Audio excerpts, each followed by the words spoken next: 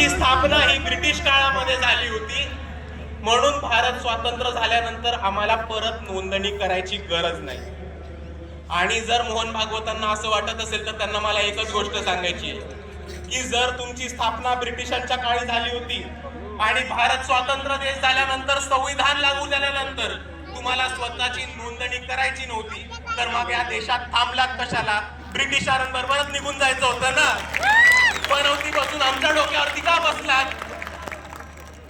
आणि म्हणून मी RSS ला एकच गोष्ट सांगतो कि इस देश में रहना होगा तो संविधान मानना होगा. बोला माझ्याबरोबर, इस देश में रहना होगा तो संविधान मानना इस होगा, देश में रहना होगा संविधान मानना होगा. अगर इस देश में रहना होगा. आणि दुसऱ्या बाजूला मोहन भागवत म्हणतात की आम्ही एक व्यक्तींची संघटन होत. आम्ही एक व्यक्तींची संघटन असल्यामुळे आम्हाला रजिस्टर करायची गरज नाहीये, आम्हाला नोंदणी करायची गरज नाहीये. आणि म्हणून मला इकडच्या न्याय व्यवस्थेला एकच प्रश्न विचारायचा आहे की जर 5 लोक 5 व्यक्ती एकत्र येऊन एक संघटन बनवत असतील, उदाहरण घ्या तर मी आहे, माझ्या बरोबर चेतन दादा आहेत, सागर दादा गवई आहेत, स्नेहलताई सोनी आहेत, तय्यबताई जफर आहेत, शमीबाताई पाटील आहेत. आम्ही 5 लोक एकत्र आलो, आम्ही एक संघटन बनवलं आणि आम्ही स्वतःला व्यक्तींचं संघटन म्हटलं, तर तुम्ही आम्हाला AK-47 आणि ऑटोमॅटिक रायफल ठेवू देणार आहात का? तुम्ही आम्हाला ऑटोमॅटिक वेपन्स ठेवू देणार आहात का? तुम्ही आम्हाला जिल्ह्यामध्ये तालुक्यामध्ये संघटन बनवू देणार आहात का? तुम्ही आम्हाला जिल्ह्यामध्ये तालुक्यामध्ये चंदा इकट्ठा करू देणार आहात का? आणि या चंदा इकट्ठा केल्यावरती आम्हाला टॅक्स माफ करणार आहात का?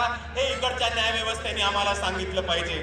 आणि जर या 5 गोष्टींना तुमचं उत्तर नाही असेल तर माझी तुम्हाला विनंती आहे की हेच नियम, हाच कानून आणि हेच संविधानाचे कलम RSS ला सुद्धा लागू करा आणि RSS नोंदणीकृत करा.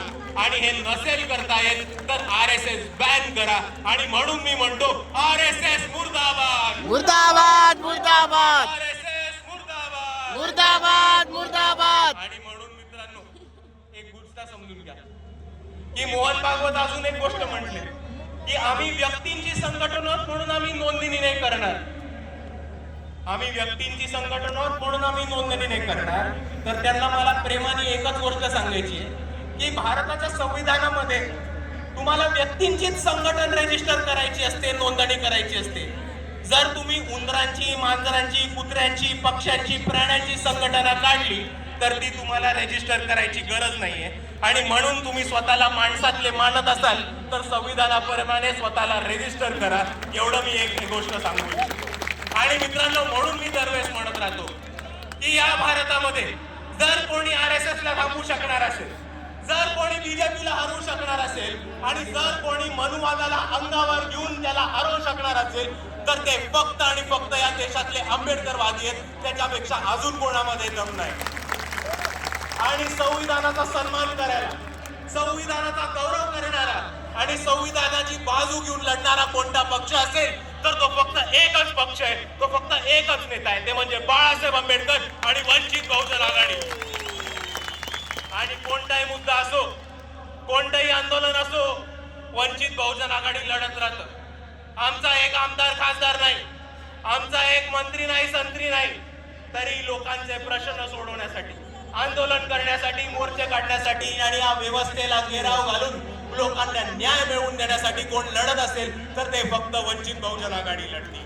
लोकांचे प्रश्न सोडवण्यासाठी मुंबईमध्ये SRAच्या विरुद्ध मोर्चा काढणं, अडाणीच्या मिरिटाच्या विरुद्ध मोर्चा काढणं, प्रदूषणाच्या विरुद्ध मोर्चा काढणं, गायरांच्या विरुद्ध मोर्चा काढणं, कंत्राटी भरतीच्या विरुद्ध मोर्चा काढणं जर कोणी केलं असेल तर ते वंचित बहुजन आघाडीने केले. अजून कोणी करू शकलेलं नाही. दुसऱ्या बाजूला इथे उभं राहून बोलतो, त्यांच्या घरासमोर उभं राहून बोलतो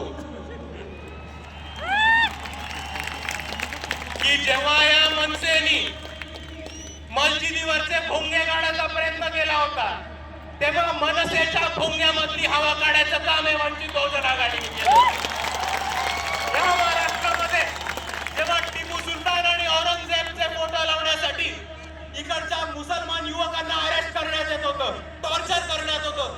ही वंचित बहुजन आघाडी होती ज्यांनी टिपू सुलतानचा फोटो छत्रपती शिवाजी महाराज, छत्रपती शाहू महाराज, महात्मा ज्योतिबा फुले, डॉक्टर बाबासाहेब आंबेडकरांच्या फोटो मध्ये लावला होता आणि आम्ही या सरकारला चॅलेंज दिला होता.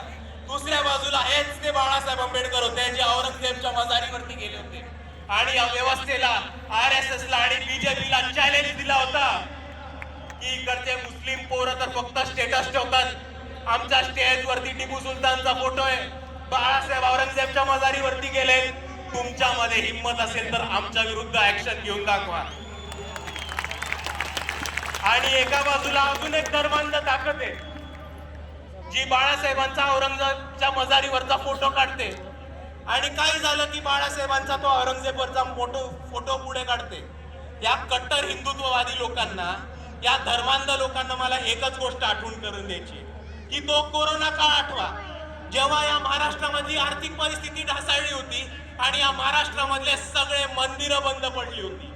तेव्हा हे तेच बाळासाहेब होते ज्यांनी पंढरपूरमध्ये विठोबाच्या मंदिरावरती आंदोलन केलं आणि अख्ख्या महाराष्ट्रामधले मंदिरं चालू करून देणारे हिंदू नागरिकांसाठी सुद्धा बाळासाहेब आंबेडकरच होते. आणि म्हणून मी म्हणतो की आम्ही सर्वांसाठी लढतो. कोथरूड पुणे आपल्याला माहिती असेल, सोमनाथ सूर्यवंशींबद्दल काय झालं आपल्या सर्वांना माहिती असेल, पण पोलीस